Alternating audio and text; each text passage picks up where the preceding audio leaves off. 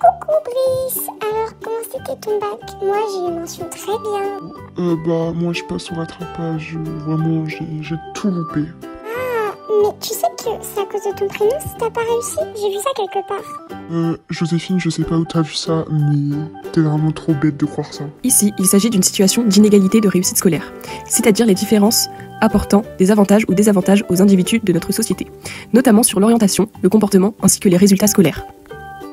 Mais j'ai pourtant vu un tableau nous montrant les prénoms qui réussissaient le plus au bac. C'est quoi alors ce tableau? Je vois le graphique auquel tu fais référence, Joséphine. C'est celui-ci. Effectivement, ton prénom, Joséphine, est en tête de classement, avec 34% de réussite, tandis que toi, Brice, tu as seulement 4%. Cependant, le choix des prénoms est influencé par le milieu social de chacun. En effet, la variable cachée qui relie le prénom et les réussites scolaires est le milieu social.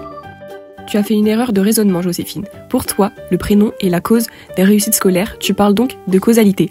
Or, il y a corrélation, c'est-à-dire un lien statistique entre deux phénomènes, ici la réussite scolaire et le prénom. Mais alors, pourquoi les élèves ils n'ont pas les mêmes chances à l'école? Je comprends pas là. Ah, j'allais y venir justement. Les catégories socio-professionnelles des parents définissent l'origine sociale des élèves par leur richesse et leur niveau de diplôme. Il y a 3 catégories, les indépendants, les salariés et les inactifs. Nous allons ici comparer 2 métiers différents chez les salariés. Bonjour, moi c'est Kevin. Je suis plombier depuis plus de 20 ans maintenant. Pour accéder à mon métier, j'ai fait un CAP plomberie pendant 2 ans et je suis aujourd'hui salarié dans une entreprise. Mon métier me prend beaucoup de temps pour un revenu qui varie entre 1500 et 3000 euros par mois. J'essaie d'aider du mieux que je peux mon enfant dans ses devoirs, malgré le peu de temps que j'ai. Mais mon fils a des difficultés en français et en histoire géo, ce qui n'est pas mon domaine, et je ne peux pas me permettre de lui prendre un prof particulier. Je n'ai pas les moyens pour du matériel ou des livres, etc. Je l'emmène peu au cinéma et au musée. Comme je n'ai pas les moyens de payer à Brice de grandes études, je pense qu'il ira dans le même domaine que moi. D'autant plus que je n'ai pas le cercle social adapté pour son avenir. Mais j'espère juste qu'il trouvera un bon métier où il se sentira bien, qu'importe les études qu'il fait. Moi, c'est Anne-Marie, la maman de Joséphine. Je suis cadre dans les ressources humaines au sein d'un hôpital public. Pour accéder à ce poste, j'ai réalisé un master universitaire ressources humaines à la suite de mon bac général.